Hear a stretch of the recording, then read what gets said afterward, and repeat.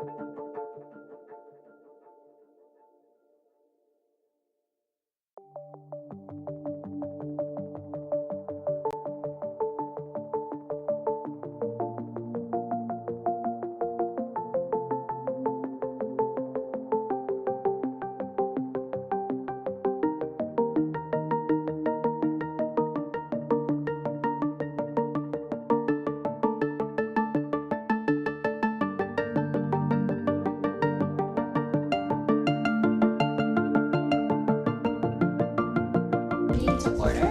Lori, could you please do roll call? Abdurrahman. Here. Casey. Here. Rick. Here. Allison. Here. Nick. Here. Gabe. Here. Braden. Here. Can I get a motion to approve the agenda, please? So moved. Second. All those in favor? Aye. Any opposed? Agenda is approved. We have no public comments online tonight, and I don't believe anybody here is for public comments. So we'll move right into our first presentation item.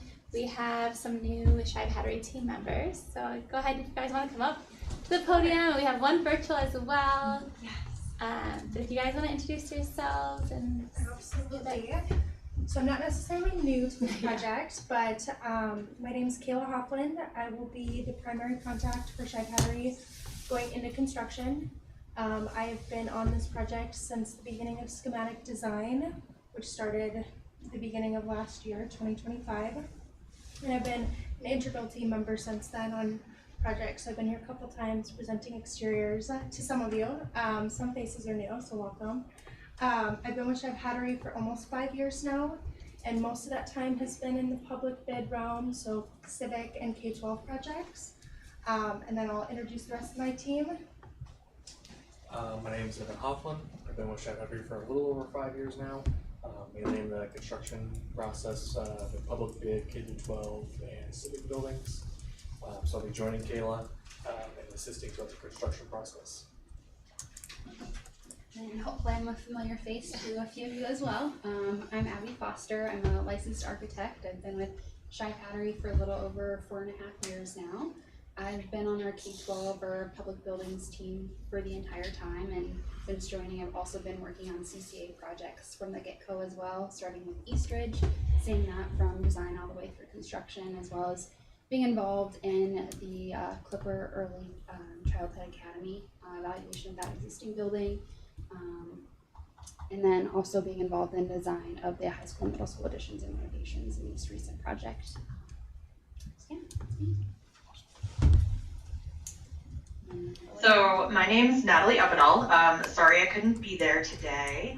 I have been with Shive Hattery for going on 13 years now. First project that I started on with Shive was actually Tiffin Elementary. So I have touched every single one of the buildings in your district, including bus barns and everything else. So I have a pretty long-standing history with the district, and I will be kind of the mentor to the rest of the group here as we move through the high school and middle school projects. So. I just want to open it up. Do you guys have any questions, comments, concerns for the team? It's kind of a unique situation, so I want to keep an open dialogue. No, it's good to see some of the equipment moving at the middle school. Yes. And I've been to a couple ball games, and some parents are like, "What's going on at the middle school?" So telling them what's going on in the high school. Ground moving as well too. So hopefully it goes smoothly, and yeah. We're excited to see them get going a little faster. The weather hasn't been favorable, but yeah, hopefully we break ground over there. Cool. Lots of it, so. Awesome. Anything else, guys? Thank you. no, All thanks right. for coming out Thank you tonight. so much. I appreciate you letting us come in and introduce ourselves, and we'll be in touch. We're excited to have a good project. So. Awesome. Awesome. Thank you. Great. Thank you guys so much for coming you. tonight. Okay, we're gonna hop down to reports because the next presentation we have somebody coming from a flight to present and be here in about 45 minutes. So we're gonna go down to reports and we'll start with building projects update report. I think I saw Maury walk in. He's hiding. Do you want to come up or not? Well, I will. You don't have to. It's like I know he was here. Yeah. Yeah. He's like, that's summer. Yeah. The report for this month was pretty light. Yeah. Just not a whole lot of things going on other than the additions, of course. The CCA roof project, they will be delivering materials into this week. So they're ramping up to get that the roofs replaced that are scheduled to be done. As far as dealing with the city of Tiffin and the Park Road project, we just keep monitoring that. Of course, that construction is up to them and their general contractor, but main thing is that we're just keeping in contact with them on when our entrance to Oak Hill and the transportation center will need to be shut down for a brief time. As far as the high school, middle school additions, yeah, they've broken ground. Any more details as far as the extent there, Ray Willoughby's been handling that, so he would be the person that could fill you in better there. Once I get back from vacation, I'll be just more day-to-day on that as well. So that's pretty much it from what I had. So any questions for me? Where are you going on vacation? Huh? So you going on vacation? Well, I went to our farm and did some work there for a few days, Oh, but that's about it. Other than that, I'm staying local. nice. Yeah, probably a good thing. Any updates on the punch list for the baseball, softball? Yeah, complex? that's a great question. So, what we have, the main area are the concrete areas underneath the bleachers that don't drain correctly. So what we're going to do, the contractor's on board with correcting that issue. We are going to do that after the season. Because we really don't know the extent of what we have to get into as far as the bleacher columns and things like that. We just have to have a good plan in place, and it's not going to be feasible to do it if we're going to expect crowds around, and we want to do it right. So they're on board with that. The design team's on board with it, and so that's how we're going to proceed with that. The other items have either been completed or they're in process. Very minor things. That is the major one that we're working on, but everything else is moving along. And the landscaping, the grass seeding, is that going to wait till after? That has been done. It's starting to come up down there. So we'll see how it germinates, and if it's not suitable as far as the percentage of germination there, they'll have to overseed it. But it is getting established now. Their grading is much better than it was initially, so they did correct that. So right now it's just a matter of seeing what Mother Nature does for it. It's gotten rain. Yeah, for sure. Talk about the baseball net. Yeah, the net is scheduled to get repaired tomorrow. The one of the main tie-back cables, for whatever reason, broke right where it loops over the net cable. So I talked to the installer, and they have hundreds of those systems that they've done. They are talking to the manufacturer to find out, because that's the second cable that's broken. The one on the north end broke late in the construction process. Now this one broke. Obviously we had high winds, but still they're designed to be able to take significant winds. So they are working through that. They're coming out right away tomorrow, sending the crew to do the repair, and hopefully they can make whatever design correction or whatever they need to do so it doesn't happen again. I just want to give Maury credit. I called him and he was on it on a vacation day. He knows how important it is with the goal of hopefully a nice day tomorrow. The boys can get on that field and play. So I appreciate your time, and Yep. I appreciate Seth and Tyler, yeah. Tyler, the work they did in that today. Yep.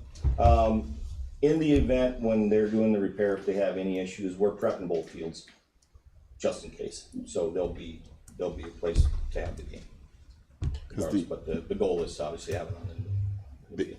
The irrigation issue on that baseball field also is taken care of, or? Yeah, that was once again, that was we moved the infield, the pitching mound hydrant location, so when pitchers would turn to throw back to second, they wouldn't potentially step on that. A connection broke, and 2 months after it was already energized with water pressure. That's all I can say with that. It just connection came loose. But it's been repaired, and so. On a positive note, though, the concession stand, I've heard nothing but great stuff about it. Some of the volunteers inside serving, I didn't think about it, but they have 2 TVs that they can watch softball and baseball at the same time, and the airflow is pretty good as well too. So pretty well received, I would say. The bleachers are awesome. Softball, baseball, just sitting up high, you get a little bit of shade from the press box. So overall, really good. That's Good to hear. asset to the district, yeah. I wanna give credit to the ag department, to Alyssa Amana and our ag department, for, they're the ones who put the plantings in, the planting bed, so that, those really look nice too. And as time goes by, they'll fill in better too, so I wanna give credit there as well. Yep. Thank you. Okay, I won't forget you this month. You're next. Like Maury said, I think as I'm nearing my first year in the district, June is not a very stressful month, and so you've kind of seen it's going to be harder for my Friday updates. Friday updates and kind of my superintendent's report. It's kind of late, but like we've heard twice, I'll continue to give on our middle school, high school projects. I'll try to do what I did with phase 2 and send pictures. Maury and his team, I asked them to give me pictures by usually the end of the day on Thursday, so I can have that to you, especially those of you that aren't able to get to baseball and softball games, like a couple of the board members, just so you have an update on those. Spring sports, it was really successful. I just wanted to highlight, congrats to our track, golf, soccer teams and competing well during the spring season. On all of those teams, we had combinations of state teams, individual qualifiers, along with many team and individual awards. So that's really exciting. Athletics are one piece to a big puzzle at CCA, but it is a big piece to a lot of our kiddos who are attending. So important we highlight that. Summer sports, both baseball and softball teams are off to a strong start. The softball team last time rankings came out was ranked 5th in 4A. The boys in a couple of the rankings, they have about the same record. I think they're both sitting 14-5 roughly in there. Boys were ranked like 14th. A lot to be proud of in our summer sports. WAMAC update. I've had some updates in my Friday update to you, but again, waiting to hear how Decora's appeal goes. And then as conference, the superintendents will get together along with the ADs to make a decision on what our next steps are, since the conference has solidified an attorney. Handbooks, an important piece. I know there was a lot for you guys to digest if you were able to take the time to do that. All of our handbooks, except for our activities athletic handbook, we decided to pull that only because it didn't seem right to not allow for our new activities and a new assistant activities director to take a look, maybe see if there's some things from their previous districts that could be beneficial to us at CCA. So those handbooks will be to you in July for approval. Questions for me? Will the new AD and assistant AD come to the July meeting then to introduce and? I have them scheduled, so like in the past, I have them, I think in September. Oh, okay. I have them together, and I thought it'd be important to put a name to a face. Mm-hmm. So that's what I planned, but if you'd like to meet them sooner, I could definitely see if they'd be willing to attend. I think for both, it maybe have something to do with if they've got a house and all those type of things, but Oh, okay. I can ask.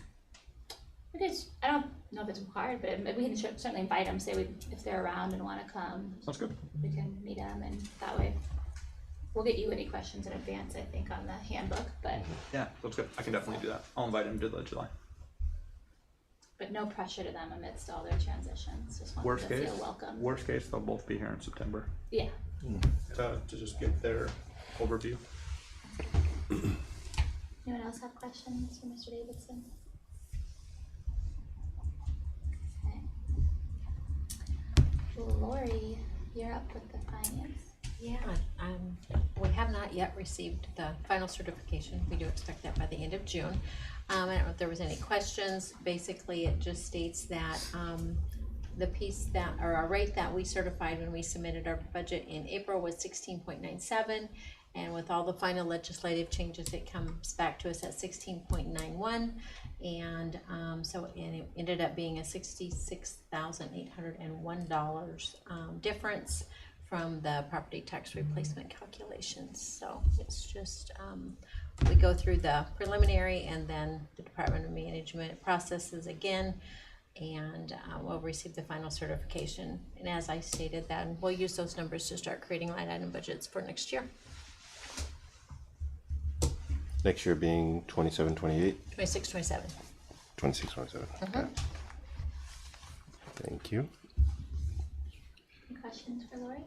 Okay. Thank you, Lori.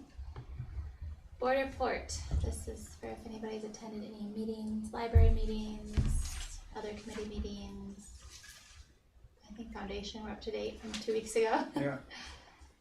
Golf outing everybody saw I got Mm. postponed. Do we have the new date? I think it's the August 13th, I'm pretty sure. Yes, that's right.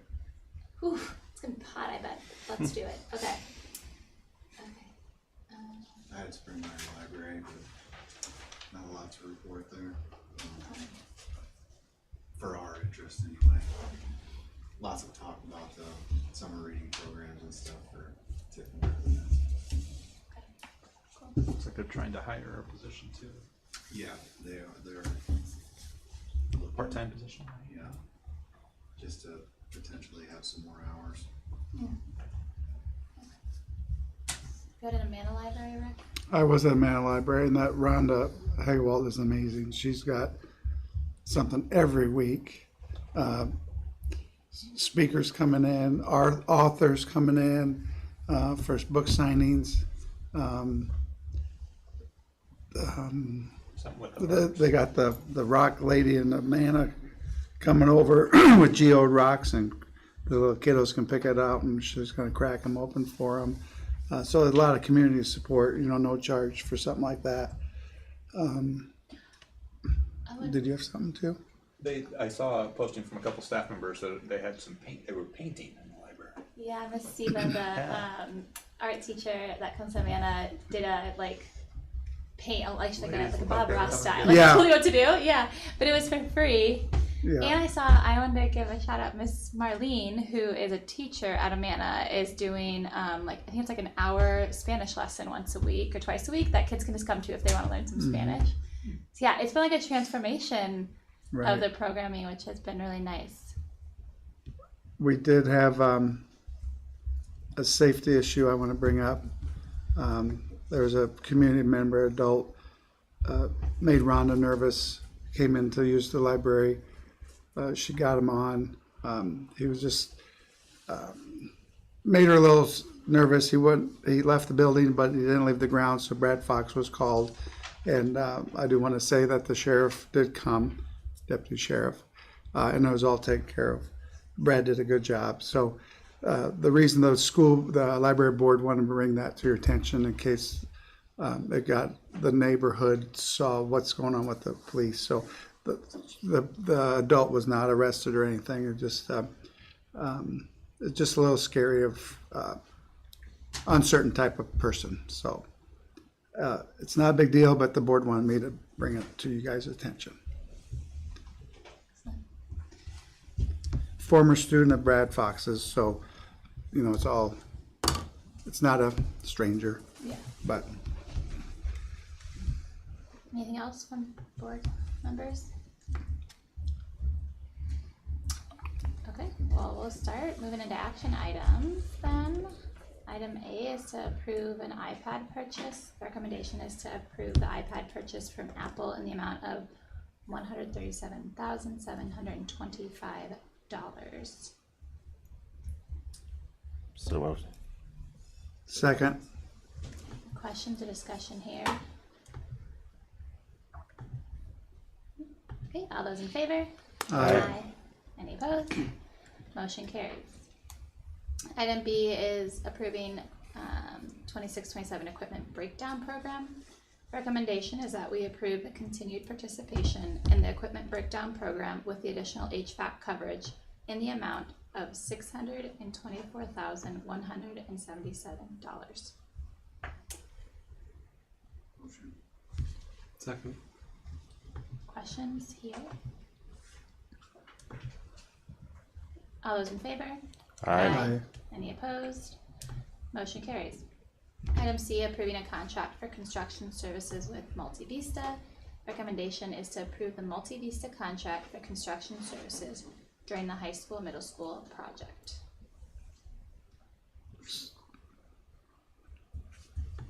You can do second. second, Any questions or discussion here? Okay, all those in favor?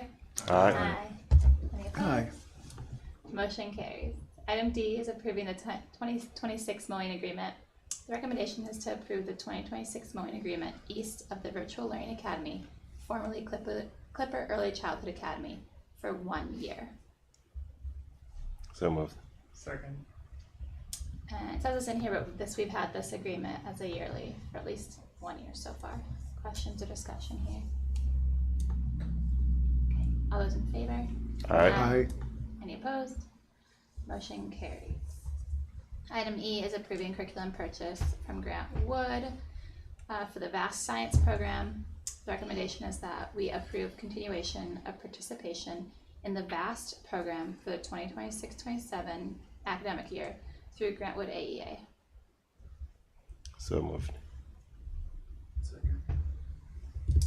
Any questions? All those in favor? Aye. Aye. Any opposed? Motion carries. Item F is approving curriculum purchase of illustrative math. The recommendation is that we approve the 3-year contract this month to lock in the savings and ensure all materials arrive on time for the new school year. So moved. Second. Questions?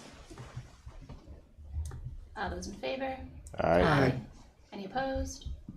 Motion carries. Item G is approving a contract amendment for transfer of state funding to Grant Wood AEA. The recommendation is that we approve the transfer of state AEA special education funding to Grant Wood AEA per the contract terms. Motion. Second. Questions?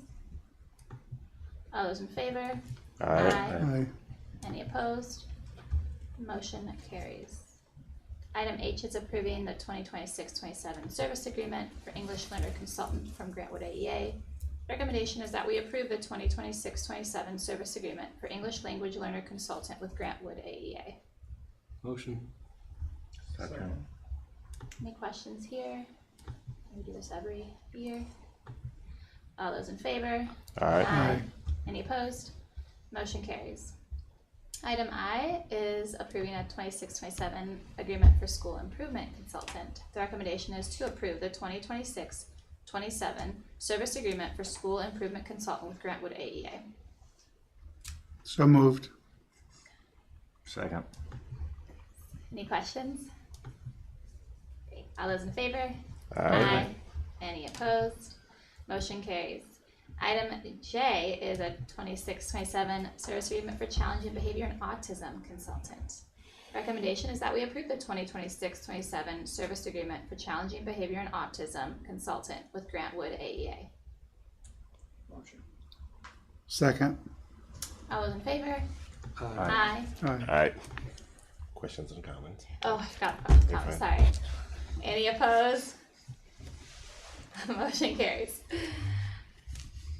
Item K is approving the purchase of a van. The recommendation is that we approve the purchase of a van from Automart in the amount of $32,895. Motion. Second. And I saw Denny is here if we have questions. I don't know if we do, but that this would come out of the 26-27 PEPAL expenditure. So not this current year. And if I'm remembering correctly, vans are a focus for the next year. Denny, do you want to give us a little spiel? Because buses was like last year. Yes. We Buses have, was 25, 26. This van is gonna fill a void of 3 minibuses we're selling on June 29th, along with a older 77 passenger that's need to be retired as well. So those funds will go towards this van purchase, along with we've earmarked 2 lift vans similar to one we have. So the 3 lift vans are gonna take the place of the minibuses, which are corrosion, and we have inspections on July 6th. I'm assuming or would be expecting some issues with the body on those minibuses, as well as some other brake things that were advised of at the last inspection. So this van will fill the void along with the 2 earmarked previously. So later, probably in July, I'll be looking for approval of purchasing with some funds available, 1 brand new 77 passenger, a match to the previous 2 bought a year or 2 ago. So, and then we'll be done for vehicles for 26-27. Be careful what you say out loud. No, I know what we have available. We're going to be done. But this is a similar vendor and a very similar van to what we have. So. Great, thank you. It's kind of good to hear like you always tell us the plan, but to hear it's gonna be done this summer, we can kind of file that. Yeah, by the end of July, they have 15 available 77 passengers, so we'll have it. Is that for like, first day of school. wasn't there a while where we like couldn't find buses? Yes, yeah. Shortly Okay. after COVID, post-COVID, there was probably a two-year window where Yeah. it was pretty tough, some factories and things, but there's buses. Buses available now, which is galore. great, and the bidding process is a little different, much easier to acquire, so we should be in really good shape August 24th. Anyone have any questions for Denny? Okay. Thanks, Denny. Thank you. All those in favor? Aye. Any opposed? Motion carries. Item L is approving the student farm account transfer. The recommendation is to approve student farm account transfer in the amount of $7,463.30. Motion. Second. Any questions here? Okay, all those in favor? Aye. Any opposed? Motion carried. Item M is approving the attendance boundary adjustment for the Whitetail Lane area. The recommendation is we approve the attendance boundary adjustment for the Whitetail Lane neighborhood as documented in the attached boundary map. So that area would become part of the Tiffin Elementary. Tiffin and Ocala, yeah. So moved. Second. Questions, discussion here? I guess I'd still like to see that easterly boundary moved all the way over to Jasper Avenue. Just not that it's not likely that there's going to be much housing built in that block, but it seems weird to me that if something does get built there, they would be sent over to Oxford, whereas what's in this block would be still sent to Tiffin. The reason I didn't put that on, Nick, is I'm just worried about, as I know the board is, about opening Pandora's box. Not sure if we would extend past it. It'd be a little harder to justify. Ultimately, the board makes those decisions.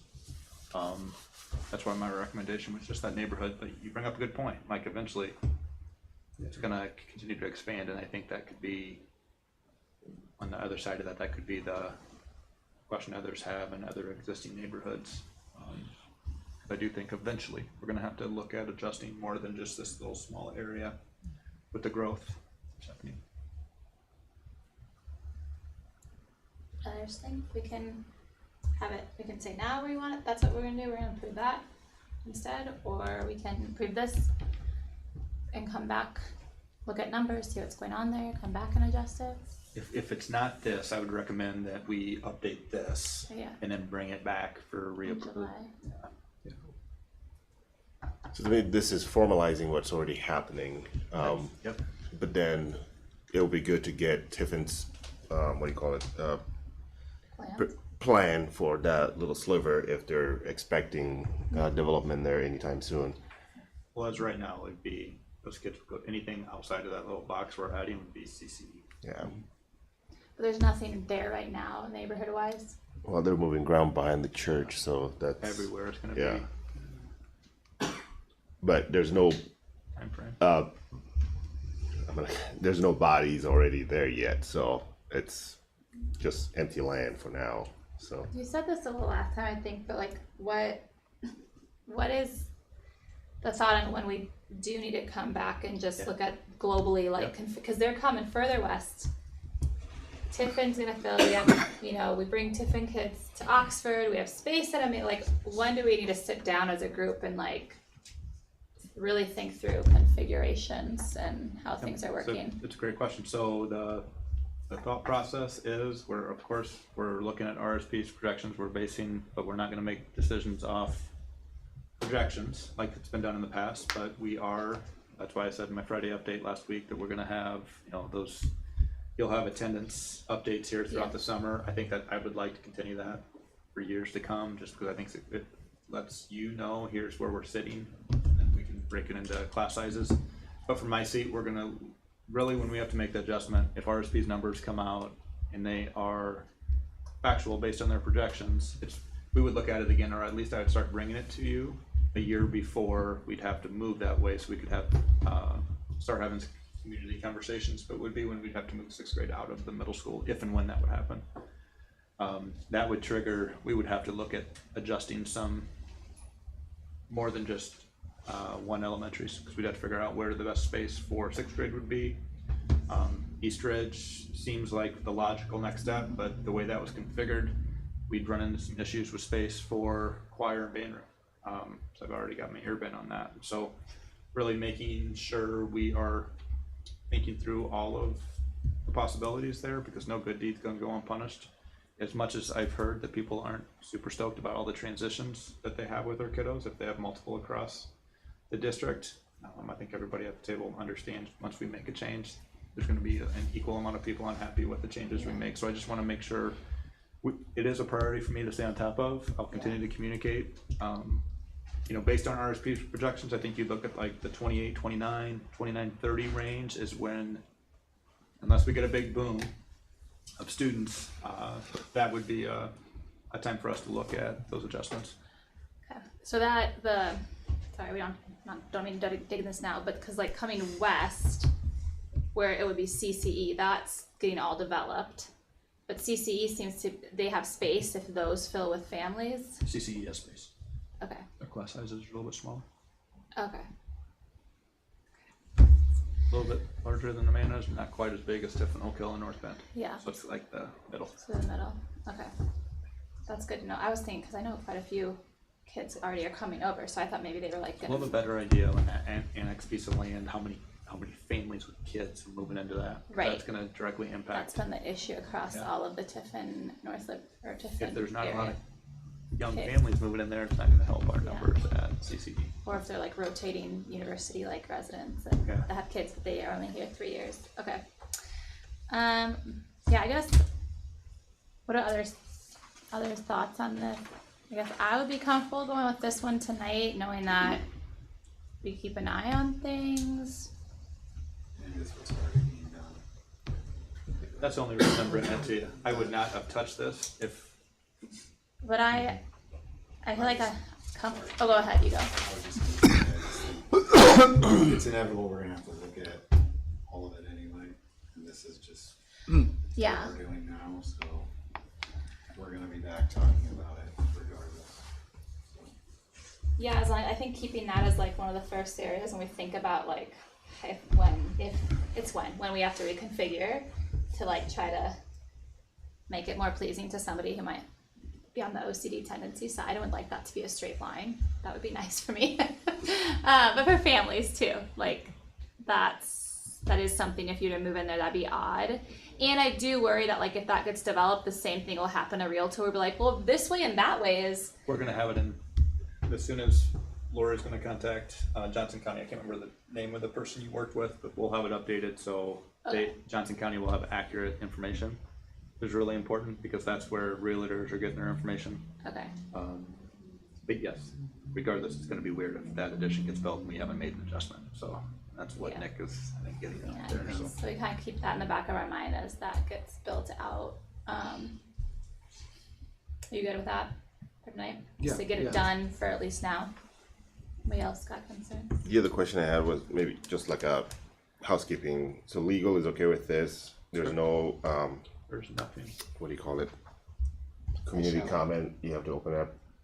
What we're gonna do in good faith though is all of those, anybody that has an address in that lane, I'm gonna work with Lori. We're gonna get a letter drafted and it's gonna be mailed to them from the district, just so they're all clear. It may be kind of confusing, so I'm gonna put my contact.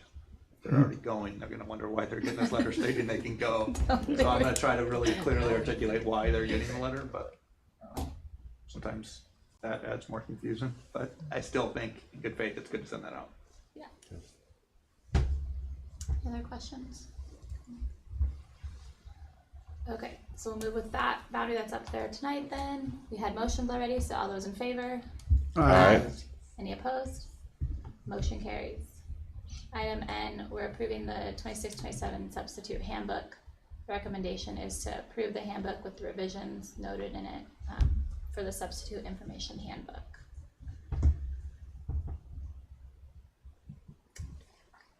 I would entertain a motion. Motion. Second. Questions here? All those in favor? Aye. Any opposed? Motion carries. Item O is the 26-27 preschool handbook. Our recommendation is to approve the 26-27 preschool handbook. So So moved. moved. Second. Questions here? Okay. All those in favor? Aye. Aye. Any opposed? Motion carries. Item P is the approving the 26-27 elementary handbook. Recommendation is that we approve it as it is attached here. Motion. Second. Any questions? All those in favor? Aye. Aye. Any opposed? Motion carries. Item Q is the middle school handbook, with the recommendation of being to approve the 26-27 middle school handbook. Second. Questions? All those in favor? Aye. Any opposed? Motion carries. Item R is the high school handbook. Recommendation is we approve the 26-27 high school handbook. Motion. Second. Questions? I just want to make a comment. Good job working all these together. I know that was an issue last year where it was kind of disconjointed on how each of the handbooks. So good job by staff by putting it all together and making them more uniform. That has been, I just want to piggyback off that. I was gonna, before Nick spoke up, I want to thank our building principals and directors. There was a lot of, this is one of those things, it's like anything else. You can get a million eyes on it, you think it's perfect. And then I appreciated the feedback we got from the board right away, because again, there was maybe a link, something that, it's just amazing how that goes. And so a lot of, just know when we get the handbooks to you, there's been a lot of eyes and time and energy and effort to get it 100% right, knowing that mistakes can be made, but the good thing is a lot of times if there's a mistake, it's an easy fix that won't need to be board approved. So to our building principals and directors, I appreciate the time they take. To our new board members, they brought these last year and they all seemed like they were all written on their own. They're all very different, so this kind of brought them all. They're clean. Yep. Yeah. I'm guessing Lori might have had a touch too of making them all look similar, same color schemes, font, all that stuff. I told her to close her door for a few days. Thank you, Lori. And also, for anybody watching, this reminder, if you're a parent of a student in the district or you want to read about it, these are important documents that have a lot of the things that we get questions about all year. So it's easy to go find online. Go ahead and Control F and search for the words that you're asking about, because often it's in that handbook. And you all sign off that you agree with everything when you register your kids. Any other comments here? Okay, we'll go ahead and approve the last one then. All those in favor? Aye. Any opposed? Motion carries. We're going to move into the board policy revisions and approving those. So tonight we have the following policies with revisions. 102, equal educational opportunity. 211, open meetings. 212, closed sessions. 213.01, public complaints. 301.01, management. 303.01, administrative positions. 303.06, administrator evaluation. 306, succession of authority to the superintendent. 505.05, graduation requirements. And 505.07, commencement.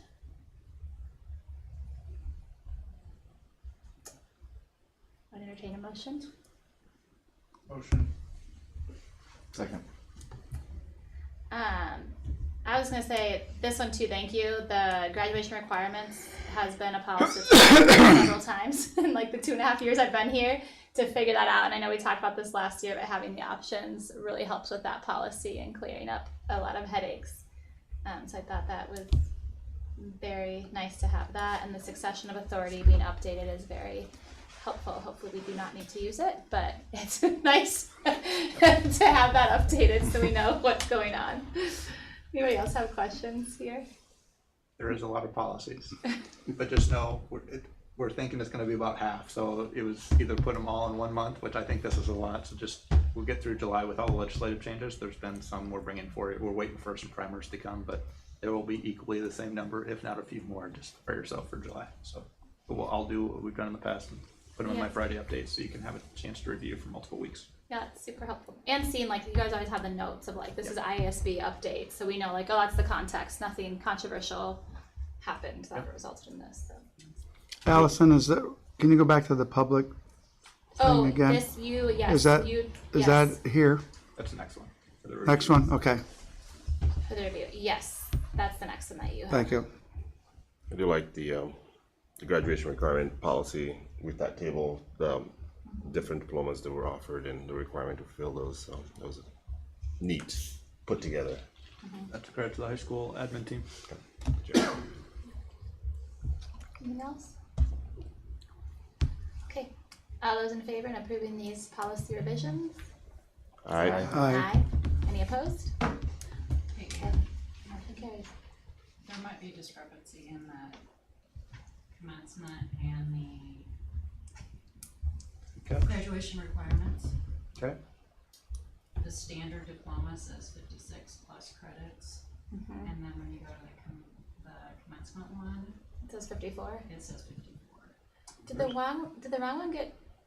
I thought in the ones you Oh. sent around. I know, it's 54 to be able to walk, I think. Yeah, it's 54 to walk, and then 56 have to be done by like June 30th. That's what it was. Yeah, they gotta walk. Isn't that's noted somewhere? Yeah. Is The it? remaining, Yes. yeah. Oh, yeah, the last paragraph. In order to walk, they have to have 54 credits, and then they still can use summer school to complete the final 2, which we have going on right now. Okay, So, yeah, so we're good. that is what the discrepancy is. Okay, but it should be there and it's good. We're approved. Thank you for asking the question though. Like I Yeah, said, that's good. There's been a Yeah, lot I'd of rather eyes on catch it this. now. I'll take ownership if there was a mistake and we'll get it fixed. They don't but get their something- diploma until after they get to 56. Okay. So But they they'll can walk in commencement. We don't give them their diploma when they receive it. We just gave one out yesterday. Okay. Okay, perfect.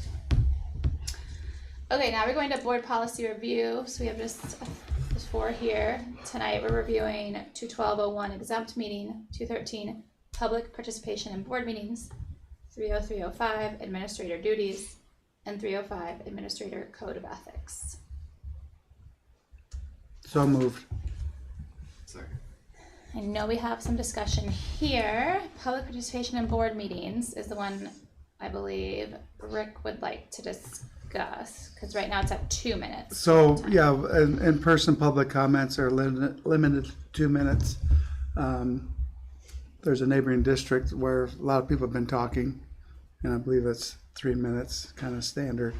I would encourage us to go to 3 minutes for public comments. We didn't make a change here. The district, when I looked into this, when I talked with Rick, I think it was changed a few years back. I'm not sure what was going on. COVID. Yeah, so, I mean, usually you're gonna find limits. I would strongly encourage you to have limits, but 3 would not be out of line, anywhere from 3 to 5. Just knowing that you get 5 minutes and you have a group of 30 people that wanna talk, 5 minutes takes a long time, so.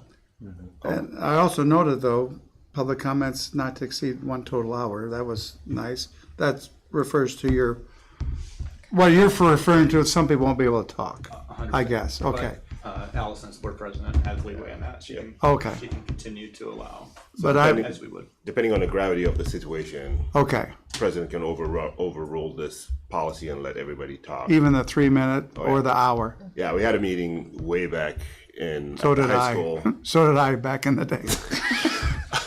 and Yeah.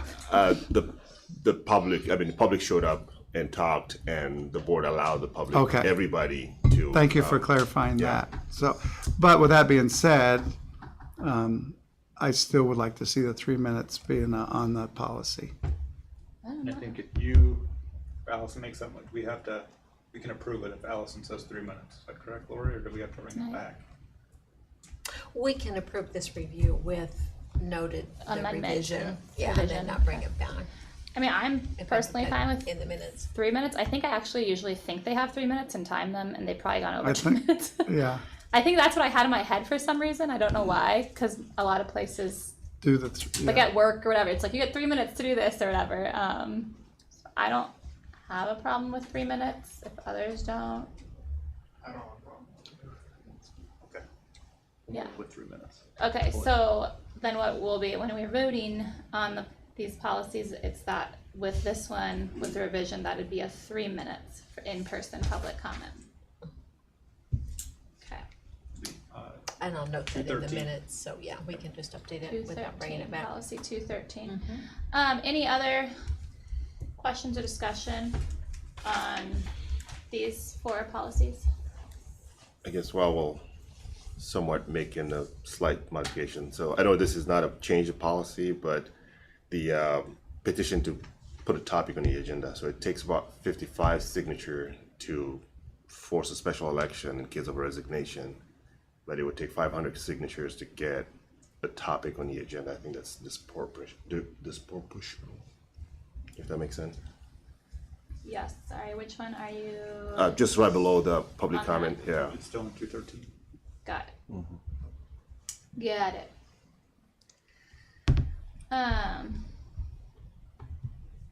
Yeah, there's a lot. Yeah. Almost makes that it- would count to my SB, so I'm assuming that has to be a recommendation, so. He was looking at Is you, that Lori. like, You is think that's that an though in ISP? the case of like if somebody if somebody emailed board leadership or the board and had something that was concerning, and then we as a group decided we wanted to have it at a meeting, we could without 500. That would be if like we were refusing to put something on an agenda. Yeah, that was my You understanding. would have the ability. Yeah, we can if somebody. So that would be like if somebody wanted to talk about something and they were emailing us and we're like we refuse, and then they decided we still want you to have to do it. Then we'd have to go get 500 signatures. You could, yeah, I mean, that's what, That would be, typically when that comes into play is when you have an election, you're going to call for a special election. Right. Is usually when that comes into play. Yeah. Which would be required by code. And it's typically based on the 10% of your last Right. election. That's typically when a petition is placed on the board agenda by the public. Yeah, it's just given the, what do you call it, the magnitude of both, you know, if there's a resignation, it takes less vote to stop the for appointment, I guess, than to place. So I don't know. I think getting those two numbers close to each other would probably make more sense to me, I guess. But Is there, just a clarifying question, the difference between a petition and an agenda item? Yeah, so like. A petition would generate an Well, you're agenda thinking item. Anybody can, we don't need 500 signatures for somebody to bring an item to us to put on the agenda. She's talking about like legal petition.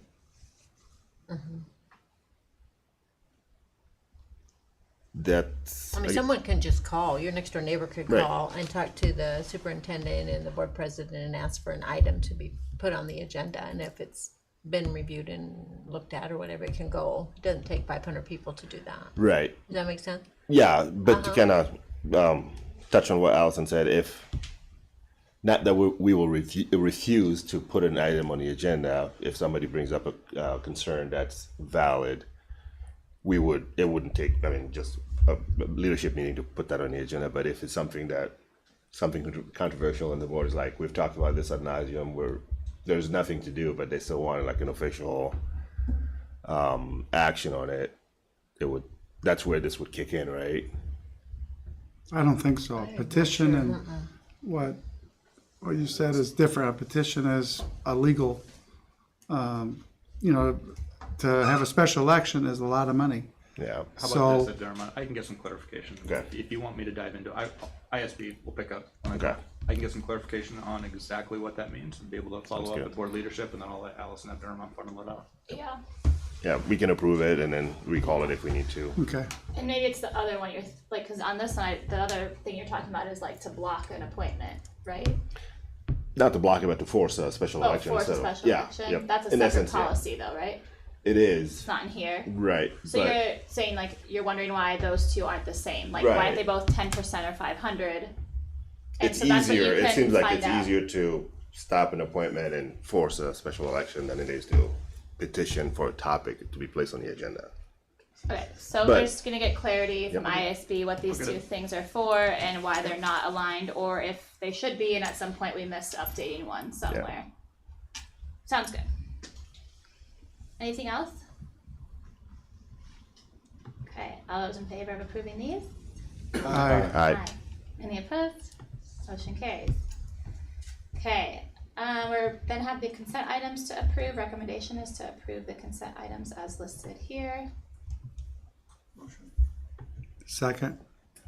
Thank you for the gifts and donations, as always. Mhm. Yep. Those. Anything else here, team? Okay. All those in favor? Aye. Any opposed?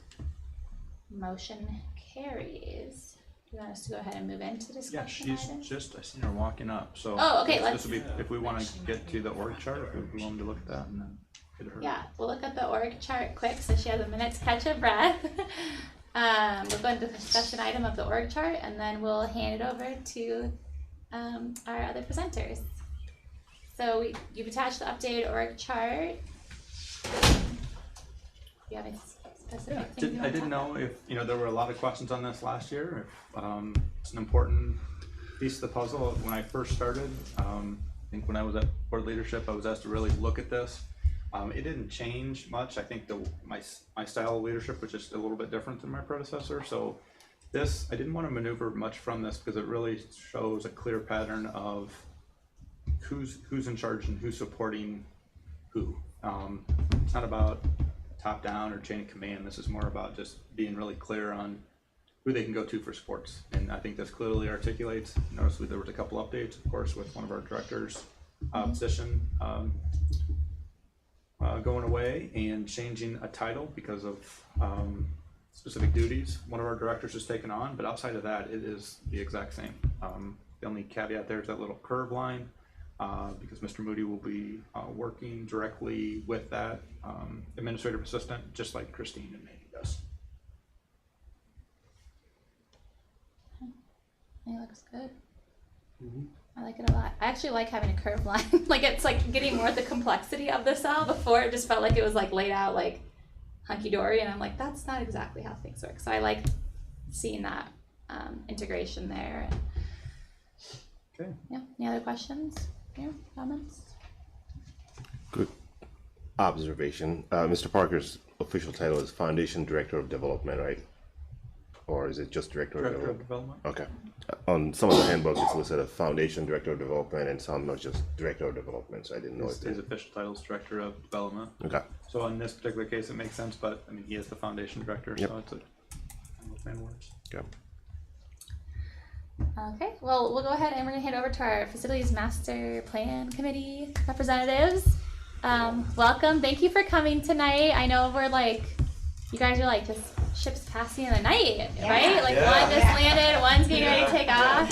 Yeah, so thank you for. It was a great experience, and I just wanted to thank all of you and thank Superintendent Davidson for selecting me to do this, and myself in particular. I learned a lot through this. It's a good experience. I was kind of telling my wife and kids. My wife is a Cosgrove native. She went through her Greek years and years ago, and then was out of the area for a number of years. But when she came back, after being out of the area, I came back with her, and our sons said, Dad, why is Mom so famous? Every time we go to Home Depot or to a school event or something, everybody knows Mom and nobody knows you. I thought, well, maybe this is a good opportunity for me to get to just get to know the school people and that kind of thing too. Let them know you're gonna be on YouTube. That absolutely was. So yes, I'm YouTube famous now, so I'm excited for that. Thank you. Yeah. Awesome. Oh, do we have a visual? No. Yeah, Do you yeah. have it to, no, I did not. Your presentation, we just have a slide deck. Oh, okay, perfect. Do you need your No, I'm presentation? Okay. I just have Yep. notepads and I stuff studied it on the from the airplane. stuff you gave me. Yep. John is gonna take him through the slide deck once you guys are done. You get the hard job. Okay. So good evening, CCA Board of Education. My name is Ashley Lanyo. Nate Colford. And on behalf of the Facility Master Plan Committee, thank you for the opportunity to speak with you this evening. Our committee was a 25-member ad hoc group of parents, staff, community members, and district representatives. We met for 2 hours each month from September to May. We did take off 2 months of March and April due to the waiting of legislation clarification from the property tax bill. Over those months, we toured facilities, listened, asked hard questions, and worked carefully through a great deal of information. Our focus was consistent, supporting teaching and learning by making sure our facilities are safe, functional, and positioned for the future. Our charge was to study current and projected facility needs, understand enrollment, the program pressures, and match those needs with realistic financial planning, the facility master plan timeline, and the accompanying facility master plan ledger. You have before you all the result of that work. Together they provide not only a list of the projects, but the roadmap that aligns priorities that we identified with the funding sources and the timelines available. Cool. Absolutely. So just a little bit more in our community. I was really impressed by all of the school employees that showed up. We had a fair amount of teachers, administrators, support staff, in addition to the consultants and Morty, the building guy, and everybody like that. I was so impressed by everybody's focus on safety and the environment of learning. So that's where our first round of recommendations goes. In the near term, we recommend we concentrate on safety, reliability, and core operations. So using PEPL, we've prioritized communications and safety systems such as repeater systems at the high school, Tiffin Elementary, Oak Hill, and the middle school to improve emergency communications. We also recommend critical infrastructure work, including the Amana Elementary pool boiler and technology upgrades for the high school performing arts center, which directly support the school and the community. Looking ahead to 26 through 28, so short term, medium term, the plan moves to larger building systems and learning environments. These are primarily funded through SAVE. These include the middle school field grading and irrigation services, window replacements at Amana Elementary, boiler and HVAC improvements to Clear Creek Elementary, and middle school HVAC dehumidification. The middle school track replacement and a new CCA intercom system funded through PEPL. It's also definitely a big safety one that we want to get accomplished too. We also recommend a new high school stadium scoreboard supported through a combination of PEPL and fundraising. All these items in this short to medium term aren't just necessarily nice to have, they are essential to maintaining healthy, efficient, and safe spaces for students and staff. Okay, so beyond those short-term, medium terms, the ledger outlines what we're calling a 5-year flex set of projects. These total approximately $38 million identified spend need over the next decade, with clear indications of whether they would rely on SAVE, PEPL, or bond funding. These projects give the board options to consider as needs and conditions kind of evolve. The first one, I'm kind of excited about this one because my son wants to a swim team and we can get it done. There's potential for a pool partnership with the city of Tiffin as they move into phase 2 of building the rec center down there. Also, we're looking at the high school kitchen expansion, recognizing that both it's a program need and a community need as well. Another safety one that came up during our discussions was a second exit on 3rd Street, improving traffic flow and safety for students and staff leaving the school. Other item is a new central administration building to be in Tiffin, including spaces for superintendent, directors, and administrative assistants, boardroom, learning lab, and storage with some of the space used by the food services department. A new building for buildings and ground department in Tiffin. Also a greenhouse for the ag and FFA group, and in Amana Elementary gym floor replacements on there too. We want some high school activity and athletic upgrades, including a weight room, locker room expansion, and press box expansion. Last one on this list is other attendance center improvements across the district, HVAC, floors, interior remodeling to ensure equity and consistency, similar across all the learning environments across the district. And finally, in the 10-year flex category, we have identified larger, longer range items.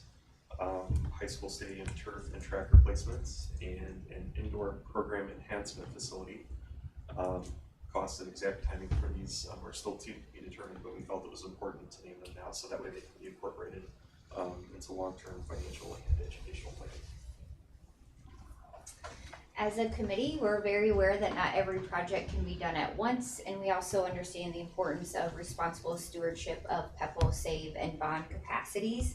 That is why the ledger breaks projects out year by year and funding source phases many of the large projects across multiple years.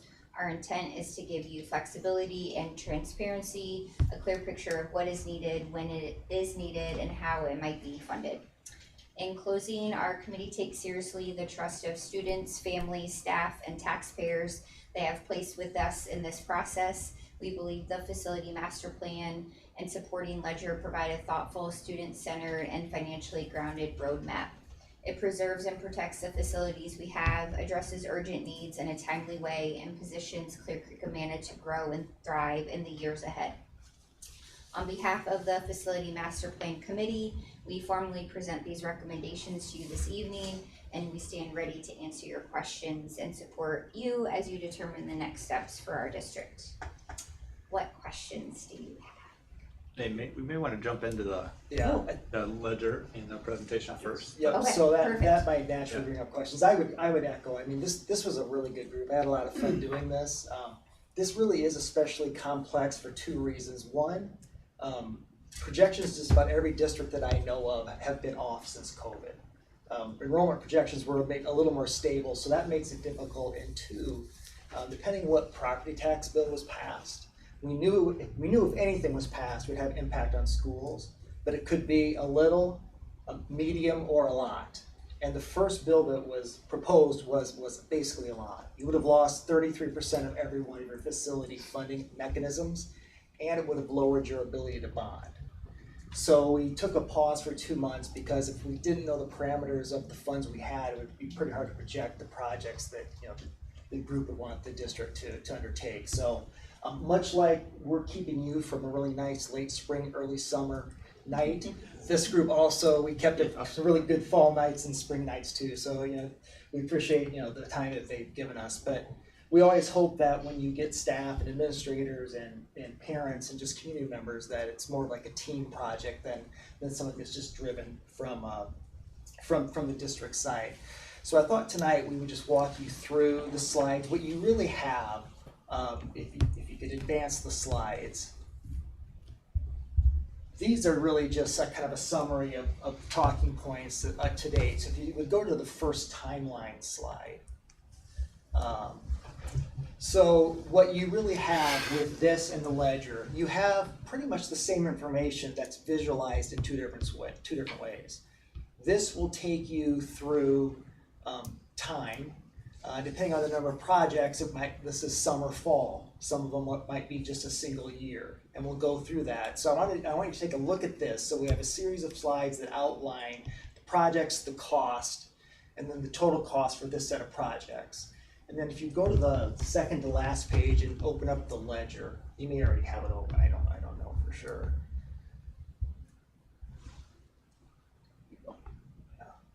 This is really the same information. It's just visualized in a little different way. Rather than a timeline, it's more of a cascading effect that allows you to see the projects and the costs. And another thing that's probably a little unique to this plan, there are some things that the group really felt the timing was very, very definitive. We could actually say, hey, it's here, here, here, or here. But there were projects that are needed that weren't necessarily slotted in any season or any year, and we call them flex projects. So what you'll see in the first 5 years is we have clearly identified projects and times, like 25, 26, 26, 27. But then there's also a set of projects, we call them the 5-year flex, and it would be the job of the district then to decide when those projects are needed and necessary, and those would fit into the 5-year plan. We just didn't identify a specific fall, spring, or a year for those. And so everything through the 5-year flex, we have really good estimates of cost. I think we felt really good that those were good estimates. The 10-year flex, very similar to the 5, that's far enough out that it's really an educated guess. So we know that these are projects right now that the group feels are really important, but we didn't feel comfortable with projecting cost because 10 years out, I mean, who knows what will happen construction costs 5, 10, 8 years out. But we do know there are things that are important, so we have a 10-year flex. No costs, no timeline, other than we think that they should fit into the second 5 years of the plan. You know, Mr. Davidson and I have also talked, and I've really enjoyed getting to know him really well. I mean, you hired a really good superintendent and enjoyed working with him in it. So I think you're in good hands, put it that way, for years to come, I think. And so we also talked that, you know, at 5 years, you may want to bring the committee back in and just look at those 10-year assumptions. Because the further you get out, then it's really more just, you know, really educated guesses. And they are educated, but things can change a lot. So probably at some point you're going to come back and at least revisit this just to make sure that the assumptions that we made 5 years ago are still true today. So it is like a living and a breathing document. And so on the ledger, you basically have the funding mechanism, the cost, and the date. And again, same information, it's just visually just a little bit different to the slides. So I think we'll actually go through the slides, and we'll spend just a little bit of time having you have an opportunity to look at the slides and see if there's any questions that we have, like in each segment of projects. All right, so obviously some of these are underway. You know, it is summer 2026, or gearing up to get underway for sure. So these would be summer, fall of 2026. So I'll give you a second to look at those. Estimated cost for those 4 projects is $370,000. Give you a second to see if there are any questions for each slide. No, we were talking earlier that add on another 120, and that's what we were thinking for one of those items on that list with the pool boiler. So. Yeah. Yeah, so that's a pleasant surprise, Yes. right? Because Wait, you like don't that's really always get nice. pleasant I was like, wait, I was surprises like, in that's construction. accurate? Like that? This is like a All right, Laura's smiling Yeah. here. Yeah. were you guys waiting for us to see that here? Like, there was like, I was like looking, I was like, okay, 75. I guess we'll have to find the rest of the money somewhere else. Right. But more, that's like accurate. I didn't want to jinx it. That's why I didn't bring it up. that's not the HVAC for the pool though, Maury, or Correct. It's for the. this is for the heat and the water. This is not for the heating the water. The Okay. water is heated by a separate system that is Right. much smaller. This is for the space and the locker rooms, any of the area that's going to need to be heated regardless Right. of whether the Right. pool is Okay. there. Well. So what Yeah, we we're did- right. I thought that was 400. Yeah, and that was certainly an option. So what we did is we just went back to the drawing board and we identified exactly what the boiler was going to be used for. Yeah. And we looked at all of our different options. And when speaking with getting some professional advice, it was determined on our end that we can just change the boiler in that area, and that's where the $75,000 budget, because I got estimates and they were within that price range. So it was Well, just let's a hurry up matter and do of it really- before it changes. Is that a motion? It's a matter of getting down to the nuts and bolts of the project and really exploring every option that we could have there. And that came at an expense to have the professionals come in? No, you got a no, relationship these- with them? Yeah, we have 2 contractors that are very good at steam boiler systems. Yeah. So they came in and did full assessments of what we have and replacing that with a new unit. So Very good. all of our fresh air intake and those items, since we are not using that for heating the pool water, it changes the complexity of it a lot to where just the equipment alone is a lot less expensive. And so we're going to continue to heat the pool water separately from the actual Right. ambient air. I did want to say I appreciate that. I don't know if you guys knew this as you were doing it, but the middle school, some coaches now doing lessons out at Amana for a very affordable price, $15.50 for 30 minutes of private lesson. That's unheard of. It's worth a drive. The middle school uses it, and even if we partner with Tiffin, I have wondered, like, is there going to be the ability to have our high school and middle school practice at a pool there if they have their own lessons? So I do really appreciate that you really did look entire district at resources and how do we protect them. For the scoreboard, is that the price for it total, or what the price would be that we would do, and the fundraising would be the other half? Okay, I wanted to just make sure I was understanding that was our contribution as the district. I'd throw two things out. One, enjoy the pleasant surprise, because my experiences in construction is they're almost not pleasant when it's a surprise. And two, I should have said this ahead of time, I really thoroughly enjoyed working with Maury too. I'm having someone who is as organized as he is and able to give you numbers that you can rely on. I mean, all of the numbers really come from Maury and his relationships and Mr. Davidson with architects, engineers, and so forth. And so having numbers that you really think you could trust are a big part of this process. So really enjoyed that as well. Any other questions? Yeah. As you go further down the line in years, did you factor in inflation estimates on the dollars that are posted here? Well, most of your numbers are guesses of what they would be at the time, but there's not really an inflation fare. It wasn't like a 3% inflation a year or anything. They're really things that you were projecting. Yeah, it just essentially just comes from past experience with industry standards, how things improve, and I tried to set anything that was 3 years or more out, try to accommodate the budget that was set based on where we would potentially be at. So that makes me think the ledger though, like we'll be like, does the district have that ownership of that, or we will? Yeah, this is all yours. This is all ours. Yep. Because it does make me think like when we do a year, we're starting to have our yearly reset. We're doing one this year in July. This would be a great thing to come back to, I think, every year to look at updated quotes and like, are we still moving that way? What else came up this year that might affect this? Because you guys put in so much work. I think it really needs to be guiding us. But we'll want to look at it every year and get updated numbers probably as we move forward. And many of these items will fall into the public bidding threshold, so we'll be required to have design services. Okay. That process will take time, of course, and when we start that, the professional services team will set a budget for us based on their estimations as well and their industry standards that they're working with. But so those are all things that we'll have to take into account. What's that threshold? For us, the public bidding is 186,000, I believe. Is that correct, Lori? Right in that? Yeah. Construction or total project cost? That would be project cost or construction cost. It's need to be construction cost, and then we'd hire the design services separate. Yeah. So these documents they're your property when we're finished, and so. Right now, the core group, it was Lori, Maury, Aaron, and John. We all have edit access, but I'll give Aaron the ownership of it when we're all done. So any other questions on this set of projects? Let's advance a slide, please. Now this is summer 27. Again, a full array of projects. Estimated cost for these projects, these four for the summer 27 would be $550,000.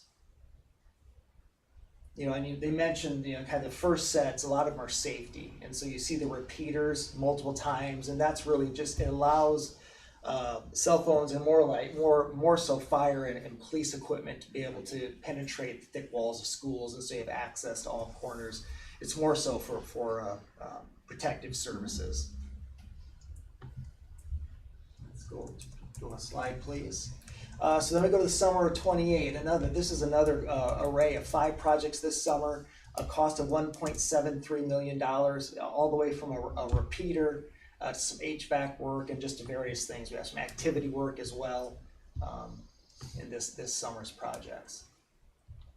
So the HVAC and boiler work, is that just those are at both buildings old because they're old buildings and it's gonna need it, or is like CCA already having issues and this could come up earlier?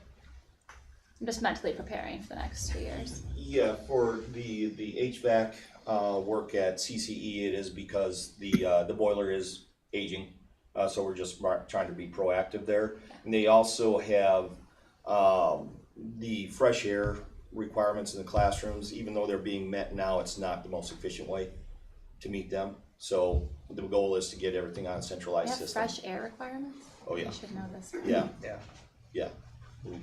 We have a lot of, I'm not going to get into details, we have a lot of different requirements we have. Don't you know, Allison, your indoor air is more dirty than your outdoor air? Haven't you seen that commercial? No, I don't watch. I'm a streamer. Yeah, it's very important to get that air exchange in envelope which our buildings are envelopes, so. Okay. And the middle school one might seem a little odd, but it's probably air chilled, but it's not dehumidified. That wasn't common in school projects where the air would be cooled, but it wouldn't take any humidity out of it.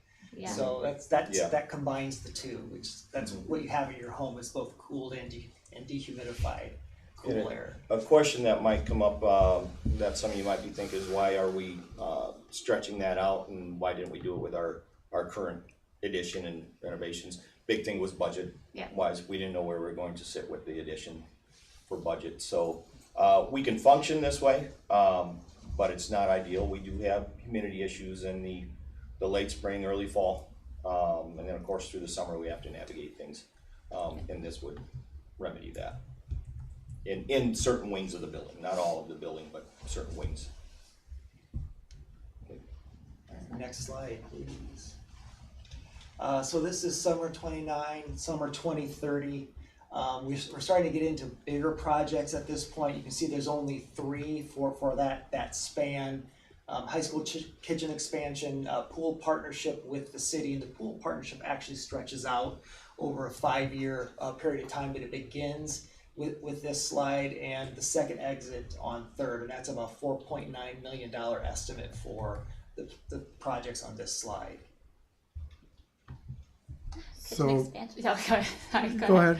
I was curious, kitchen expansion, would that be like we have to add on to the high school?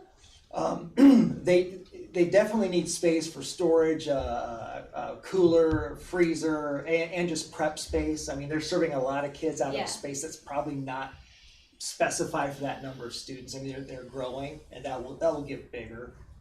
Yeah, it was like super cramped. We go and help serve breakfast or lunch sometimes, and I was like, this is super cramped. Honestly, probably the best cafeteria in the district. In Amana, it's like so open. Yeah. There's so much space, or the best kitchen. But so I was curious. I was like, where would we put that in the high school? Or is it like there might be like a separate, and maybe you don't know, but like a separate building where they on site but cooking and then they bring stuff over. Maury, come join us. Stay up here with Maury. Yeah, Maury. So right next to the kitchen at the high school, there's a large storage area. Okay. So we could potentially move into that space.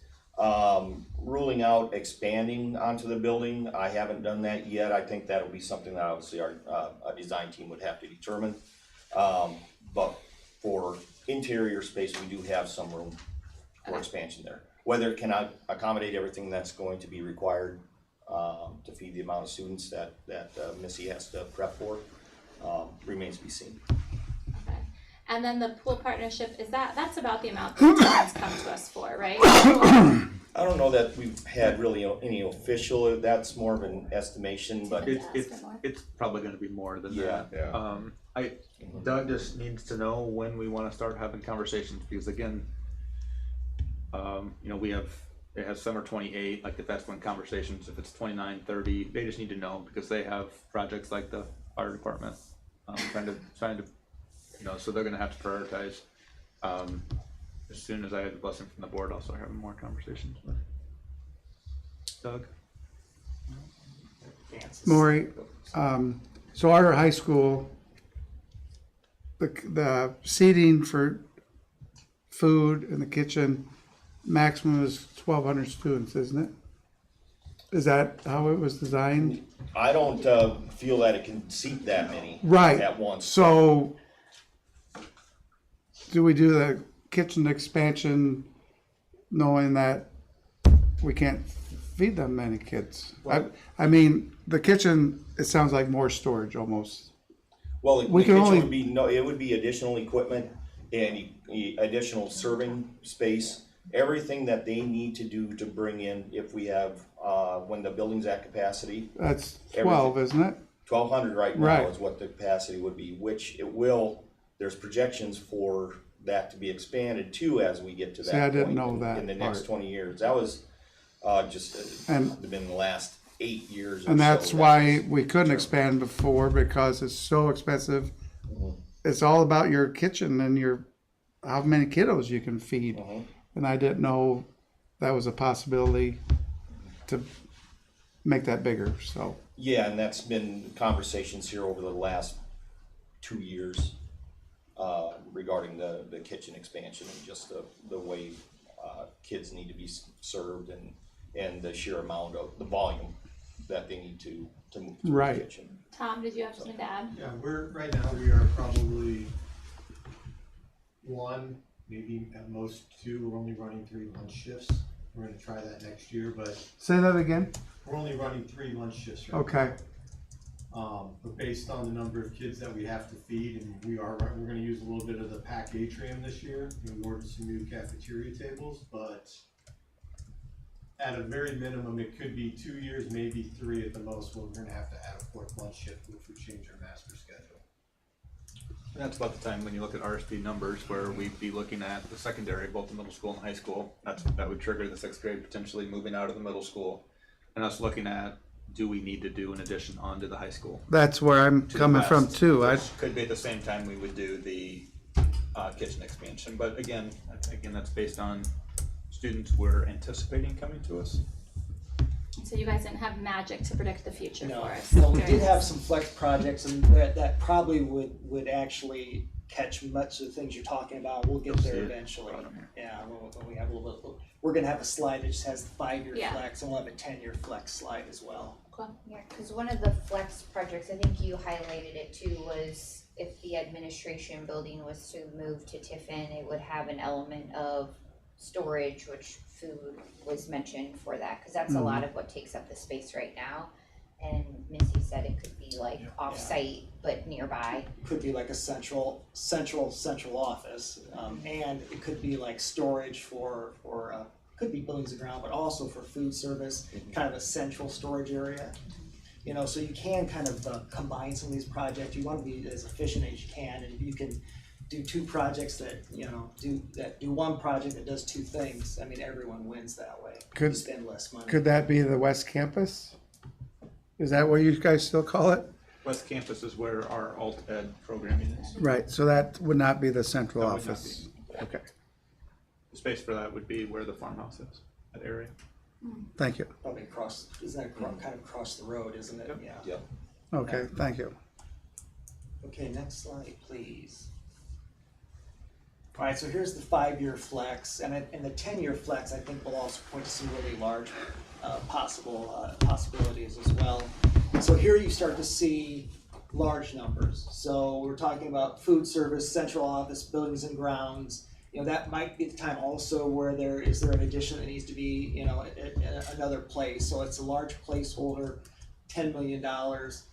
You have some FFA and ag upgrades and a gym floor. And so this slide is $11.185 million, by far the largest set of projects that we've talked about, but mostly because we're talking about large buildings at this point. Ask the question, sorry, because maybe since it's flex, maybe you guys didn't go in as much detail, but like if we were to move stuff there, did you guys talk about what would happen to the existing like buildings and ground building in Oxford, this building? So. Yeah, I mean, you'd probably sell it. I mean, and that would just, you know, cut the cost of the project you're doing to kind of relocate. Yeah. Anything else on the 5-year flex? Okay, next. And so the thought, again, I should just add one thing with 5-year flex because we have more. It would be the district's intention that these would get slotted into that 5-year period. Not a definitive time, but whenever it seems to make sense and or when it's needed, gives you the flexibility to take care of it when the time is right. Another set of 5-year flex, again, big numbers because we're moving away from some of the life safety things that are less expensive to actually large building construction and projects. So we have a 4-year, 4-project slide here, costs $19.45 million. Some high school weight and fitness facilities, locker room expansions. This is a big one. This could be middle school, high school. Could also be a combo perhaps with some of the, like we talked about, the food service space, central office. That's a $12 million placeholder. And then stadium press box expansion. So you can see now we're starting to get into like large projects to buildings. And you know, the price escalates obviously when you're doing large projects like that. But it does allow us to at least actually have a placeholder for the money in that time frame. It also allows you to have the time to respond to needs, you know, within a year or two of when they happen. So it's probably the best of all worlds, for the most flexibility. 10-year flex. Now these are our least prescribed projects. We didn't put dollar amounts because we thought it would just be a complete folly at this point once you get past 5 years. But we do have a set of projects that we know will be needed. The 10-year flex would be that this would be in the second 5 years, probably 3 years from now, could be 4 years from now. You would start to put some numbers to this because the closer you get, the more realistic your estimates can be. So as you get closer, you can start slotting these in probably in the second 5 years with both costs and a more definitive placements. You might be able to name, you know, summer, fall, winter, whatever it happens to be for these projects. And so these are high school track replacement, high school stadium turf, and an indoor program enhancement facility.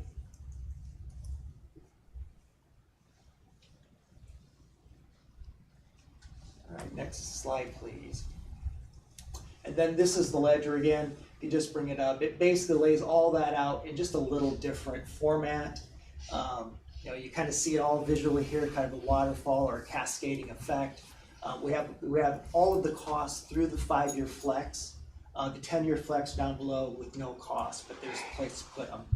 And you know, like we said, you will own these, and they're really easy to add on to. And so this could be like a running doc for as many years as you want it. You know, it's flexible. You can take things out if you decided you didn't need to do it. So it is a way to sort of track the things you thought you were going to need and do, and what you've actually done. What's the indoor program enhancement facility? Well, there are if you think of districts in the metro area now, they're putting basically indoor. It could be weights, it could be plyometrics, it could be turf. Or, okay. You know, it's basically a PE/activity facility. Okay. Cool. You know, it's year-round use. You know, I see a lot of places where it's not only like the school use, but you have like little kids soccer or baseball in the wintertime, you know, still getting things in. Mm-hmm. So it's sort of an all-purpose training facility. In the ledger, a column that I like that we didn't put in the slides, but we have a column of where we thought we would pay for them. So if you go to every project that has a cost, the source column is where the group thought we would pay for them out of. And again, using a lot of Maury's really good numbers, trying to say, hey, we can judiciously use this money over time, and it's going to have to be several different pots over time because no district has enough money in one pot. And I should also say, I'm sure you guys are aware, but the property tax bill that passed wasn't great for schools. Schools will lose 25% of what they had for the remaining once that sales tax money over time. So eventually you'll have 25% less a year coming in, but that's a lot better than what could have happened. I mean, that still allows a district like CCA, I think, to actually meaningfully address their growth. Had the initial bill passed, I don't think you could have addressed your growth. It would have been fields and fields of portable classrooms. I mean, so coming out of that, losing money is never a good thing, but what actually passed was 1,000 times better than what was originally proposed. And I think it still leaves you with the flexibility to do the things that you need to do. So really tonight, it's not really a decision. Really, we're presenting this to you, and it's basically just a consensus that you're kind of accepting the plan from the group. And we all know that any plan, the minute you take a hold of it, it starts to age a little bit. I mean, so it would shock me if everything on this plan happened at the exact same time. But it is basically a roadmap and a sort of an idea of the time frames of when these things might happen in the district. The group worked hard. We had a lot of data. We had data from enrollment projections, building usage. We had community leaders come in and talk about their growth expectations and housing starts in units.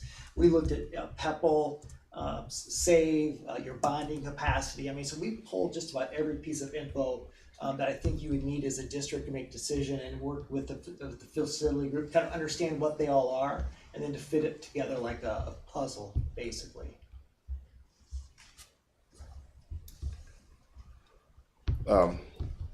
just kind of an observation. It's refreshing to hear other people use acronyms that we've used around the table here. PEPL, SAVE. And Nat looks just confused. Yeah, that was great. So big props to you, John, and the whole committee for putting the amount of work and, skillfully presenting this. Hopefully we have capacity to make these projects come to life, and some of the projects are near and dear, I should say.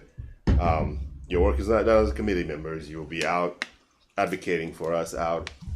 When it's funny when you go out and talk to constituents and they say, instead of putting a new baseball field, why don't you do this and do that? Knowing where the money comes from and where funding sources come from is really important, and it helps.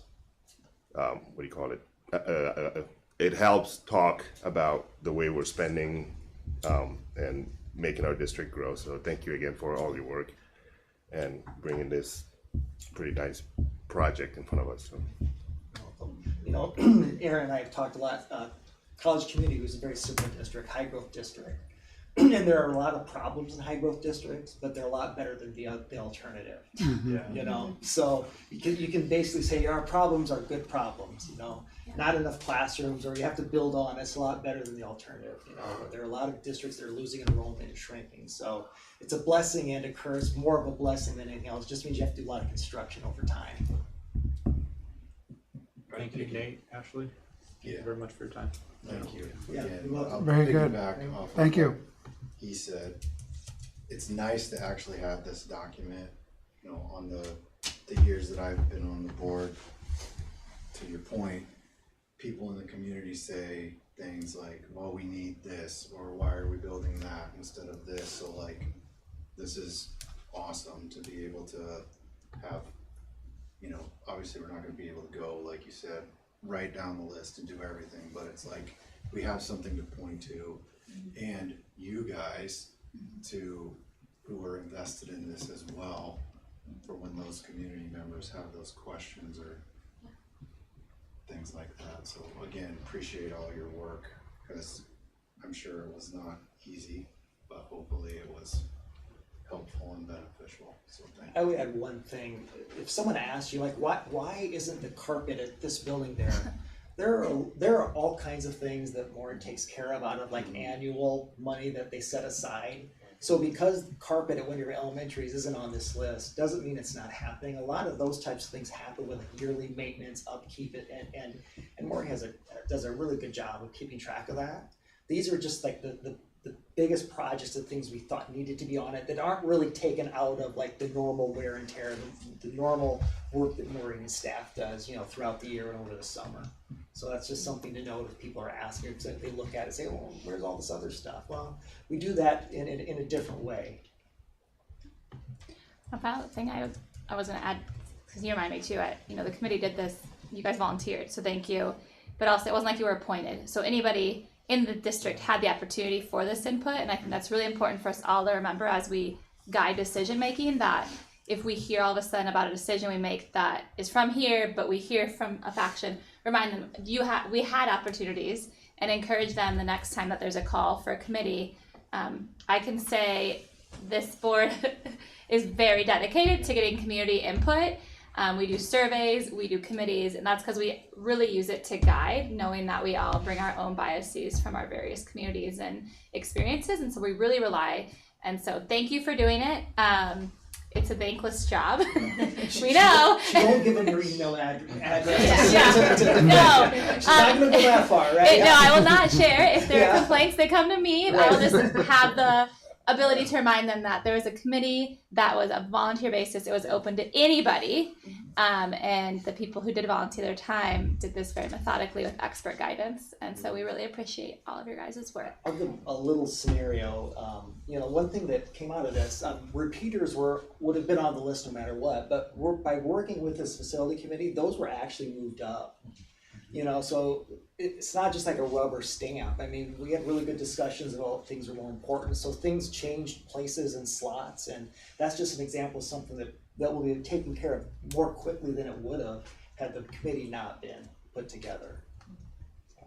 Thank you. Can I just add one more thing too? Sure. So just knowing how you may or may not socialize some of this information. I think another talking point that came up a bit is it does feel a little athletic heavy. But I think just even, I mean, my kiddos are 5th grade and 7th grade, going into 5th and 7th myself to think about it. And I learned just with these tours about all the expansions that are happening for performing arts at high school and middle school. So I think I just, you know, I'm sure there were great social media posts or newsletters and I just didn't retain that or remember, or maybe I just didn't pay attention. So that kind of came up a lot, but there was a lot of, you know, kudos about decisions that have already been made to grow those programs. We talked about like STEM and trades and some of those things, and we felt like they were well taken care of at this particular point in time. So I just know some of that gets a little sensitive when it looks a little athletic heavy, but so however you kind of think about communicating, I think it's also important to talk about maybe the decisions that are happening or have happened like in the past 5 years as well, just for people to kind of see that everybody's getting the love and the share. And I think the only other thing I was thinking of that we talked a lot about, and I hope it's okay to share it, but we talked a lot about like one of Maury's ideas about solar panels, because like it could use PEPL or SAVE to like invest in that, but it would save in like operating dollars, which then would go to anything, you know, anything that these buckets of money can't support, whether it's staffing or increases, you know, those sorts of things. So we talked a lot about that, but it just, you know, it was an interesting market, and, you know, it's maybe something that might come up again if it feels like a good opportunity. But that was really, it was just interesting to learn about, and it gave us all a lot of pause because we're like, well, if we choose that, then we're helping like the operating budget, which then helps other things. But it's a pretty hefty upfront investment, and it kind of ebbs and flows with how beneficial it really is. And both of these documents are actually flexible enough. If you wanted to put like 3 years prior to the 10,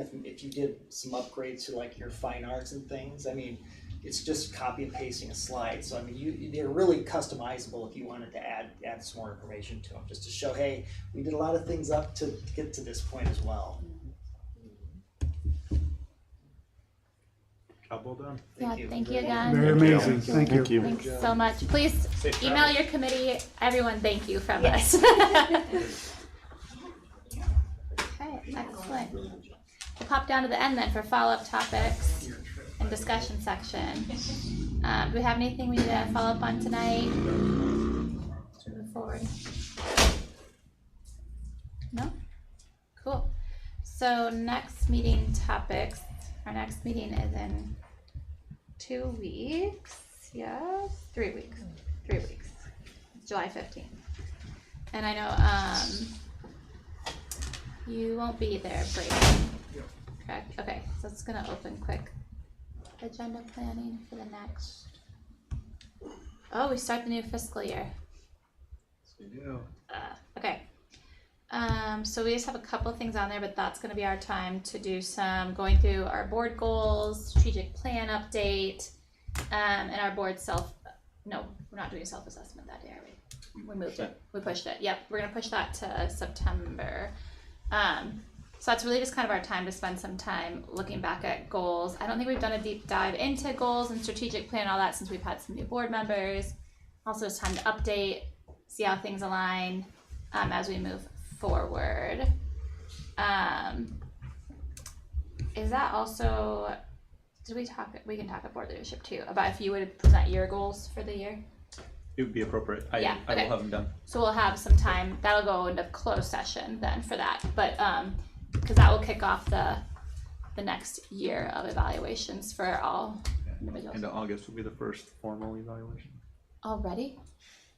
We go off last year's schedule. Yeah, wow, okay, so that'd be good. We'll do some updates from Mr. Davidson too on his goals based on our priorities we set this spring.